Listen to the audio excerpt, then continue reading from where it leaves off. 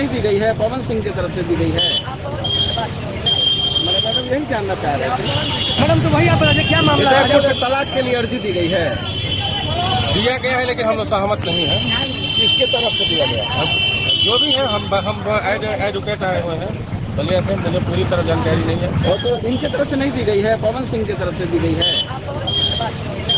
Madam यही जानना चाह रहे थे। मैडम तो वही आप बता दें क्या मामला है? कोर्ट तक से शादी ब्याह करने के बाद मारपीट करना, गाली गलौज करना, दो बार प्रेगनेंसी रहा, दोनों बार एबॉर्शन उसका कराती है।